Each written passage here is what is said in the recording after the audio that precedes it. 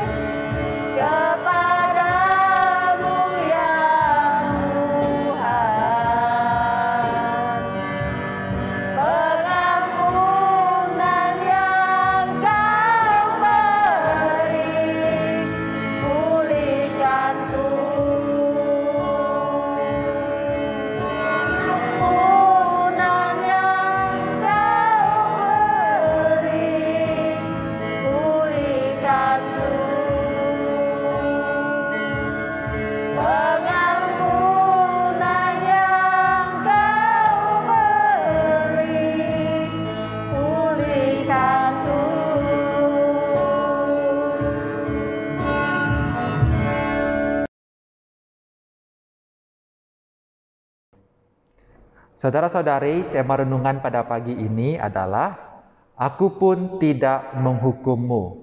Aku pun tidak menghukummu. Yang diambil daripada Yohanes bab 8 ayat 2 hingga 11. Yohanes bab 8 ayat 2 hingga 11. Yohanes bab 8 ayat 2 hingga 11 berbunyi seperti ini. Pada keesokan harinya, pagi-pagi lagi dia masuk ke bait suci. Semua orang itu di situ datang kepadanya. Dia duduk lalu mengajar mereka. Ahli Taurat dan orang Farisi membawa kepada Yesus seorang perempuan yang didapati berzina. Mereka membuat perempuan itu berdiri di hadapan semua orang di situ. Mereka berkata kepada Yesus, "Guru, perempuan ini ditangkap ketika berzina. Dalam hukum Taurat, Musa memberikan perintah supaya perempuan demikian direjam sampai mati. Bagaimanakah pendapatmu?" Mereka bertanya demikian untuk menduga Yesus supaya mempunyai alasan untuk menuduhnya. Tetapi Yesus tunduk, menulis di tanah dengan jarinya. Nah, mereka tetap mengulangi pertanyaan itu. Oleh yang demikian, Yesus meluruskan badannya lalu berkata kepada mereka, "Sesiapa di antaramu yang tidak berdosa, hendaklah dia yang pertama merejam batu kepadanya." Kemudian Yesus tunduk semula dan menulis di tanah.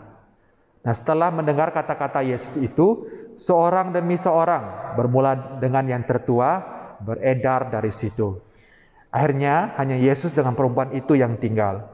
Yesus meluruskan badannya, lalu berkata kepada perempuan itu, "Di manakah mereka? Tidak adakah orang yang mengutukmu?" Perempuan itu menjawab, "Tidak ada, Tuhan." Yesus berkata, "Aku pun tidak menghukummu. Pergilah, jangan berbuat dosa lagi."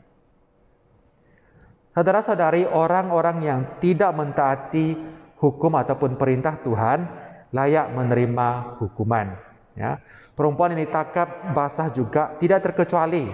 Ya, namun dia menemukan sesuatu ataupun seseorang yang menunjukkan belas kasihan dan kasih kurnia kepadanya. Mari kita imbas kembali kisah tadi, ya.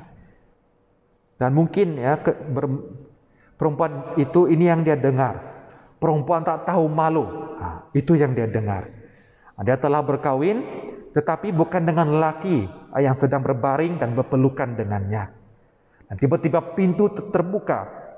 Oh tidak, ya. Serta-merta dia berada dalam genggaman oleh para lelaki yang marah dan yang mengheretnya, ya. Dan rahasia terlarangnya itu juga dinyatakan ya ke tempat yang ramai.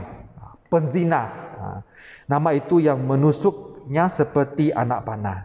Orang memandangnya dengan penuh kebencian, ya. Dan hidupnya hancur, saudara-saudari, seketika oleh perbuatannya sendiri, ya. Dan hidupnya akan dihancurkan. Para lelaki tadi berbicara, merejamnya dengan batu, ya. Dan dia mungkin berkata, "Ya Tuhan, mereka akan melempari saya dengan batu. Tuhan, tolonglah dan kasihanilah." Ya. Tetapi perintah Allah jelas, ya, terhadap case-nya.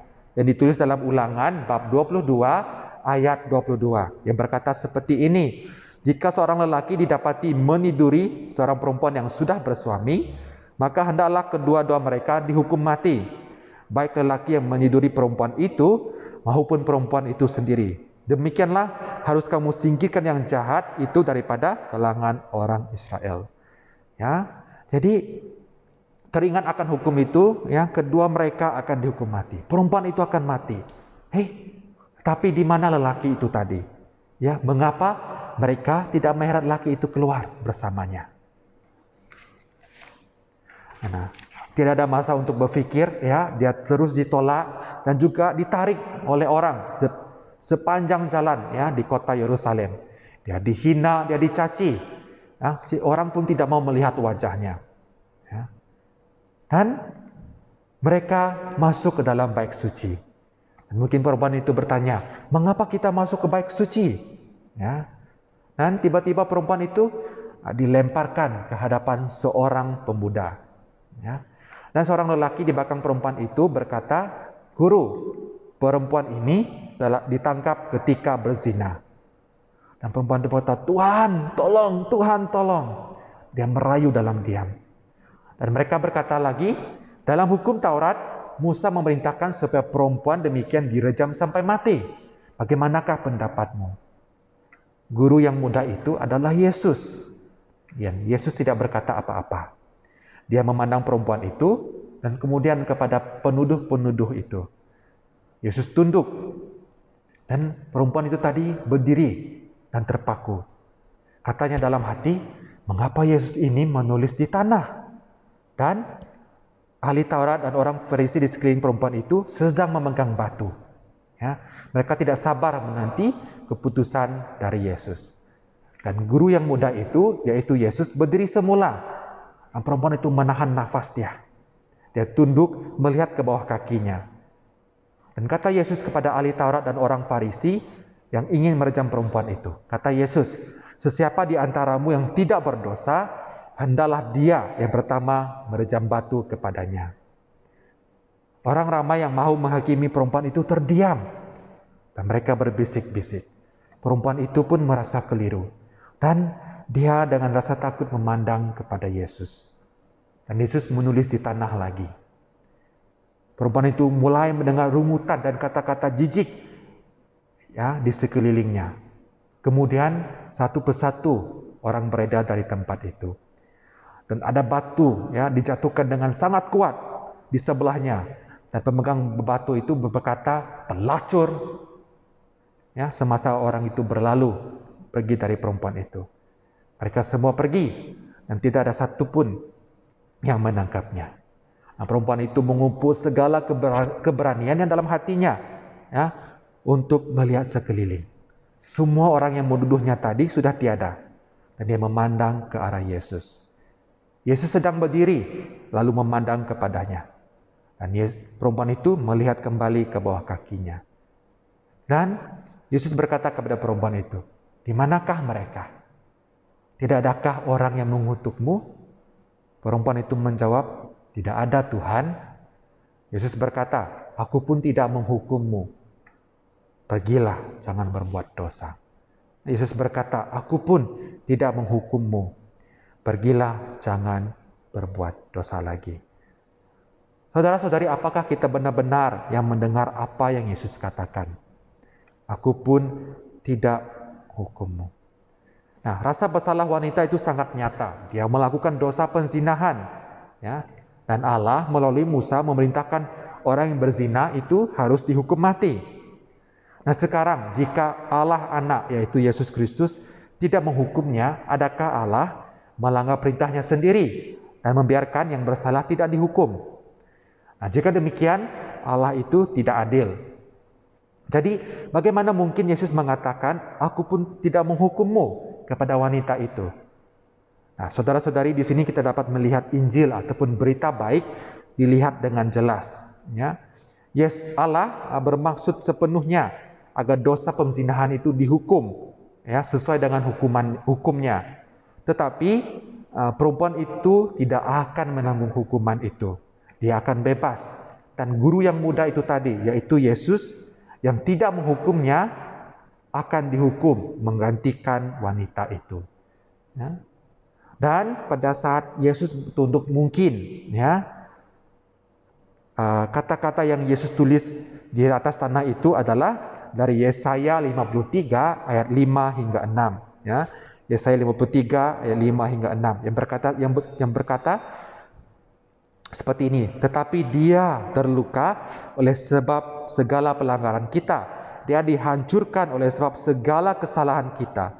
Pengajaran yang mendatangkan kesejahteraan bagi kita ditimpakan kepadanya, dan oleh bilul-bilulnya kita sembuh. Kita semua tersesat seperti domba. Setiap orang yang menyimpang menurut jalannya sendiri. Tetapi Tuhan telah menimpa kepadanya semua kesalahan kita semua."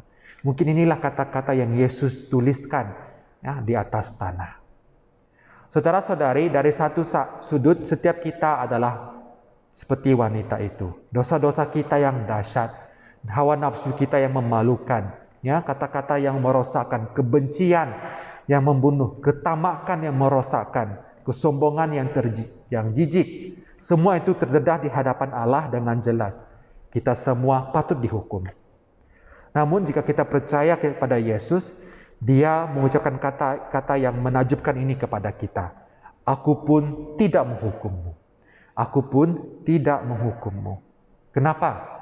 Karena Yesus telah dihukum menggantikan kamu dan saya. Nah, semua rasa bersalah kita itu telah dihapuskan. Dan tiada batu murka Allah yang akan meremukkan kita. Karena Yesus telah diremukan karena dosa kita, karena kesalahan kita, karena kejahatan kita. Dan Yesus adalah satu-satunya di antara orang ramai pada hari itu yang boleh dalam kebenaran yang sempurna menuntut wanita itu dihukum mati.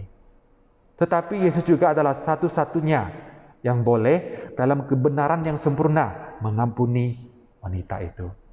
Jadi kita dapat melihat belas kasihan Allah menang atas penghakiman untuk wanita itu karena Yesus akan membayar penuh hukuman dosa wanita itu. Dan perkara yang sama berlaku untuk kita. Belas kasihan Allah lebih besar dan menang atas penghakiman dosa-dosa kita. Karena Yesus telah membayar penuh hukuman dosa-dosa kita di kayu salib. Dan ini kebenaran yang mulia dan tidak boleh kita lupakan. Ya. Roma 8 ayat 1 menuliskan, sekarang tidak ada hukuman bagi orang yang ada dalam Kristus Yesus. Sekarang tidak ada hukuman bagi orang yang ada dalam Kristus Yesus. Kamu dan saya ada dalam Kristus Yesus. Maka tidak ada hukuman bagi kita. Kamu dan saya telah diampuni. Jadi oleh karena itu, mari kita tinggalkan dosa-dosa kita. Cara fikir kita, cara bercakap kita, cara hidup kita yang berdosa. Jadi saudara-saudari, ada dua hal yang perlu kita ingat pada hari ini. Yang pertama, belas kasihan Tuhan jauh lebih besar dari dosa-dosa kita. Nah, belas kasihan itu Tuhan itu sangat besar, jauh lebih besar dari dosa-dosa kita. Dan pengampunan Tuhan harus mendorong kita hidup menyenangkan hati Tuhan. Pengampunan Tuhan mendorong kita hidup menyenangkan hati Tuhan. Mari kita berdoa. Bapa Surgawi, terima kasih untuk firman-Mu. Kami adalah manusia berdosa yang layak dihukum sama seperti wanita yang ditangkap berzina. Kami menyembunyikan dosa-dosa kami bermain dengan dosa-dosa kami. Ampuni kami ya Tuhan, dan kami mengucap syukur untuk pengampunan-Mu. Dan dalam Kristus tidak ada penghukuman lagi bagi kami. Dan kami bersyukur Tuhan untuk belas kasihan-Mu. Dan karena kami telah diampuni, tolong kami untuk hidup bagi-Mu. Tolong kami untuk memuliakan Kamu. Tolong kami untuk menyenangkan-Mu. Kami berdoa semua ini dalam nama Yesus Kristus, Tuhan yang mengampuni kami dan tidak menghukum kami. Amin.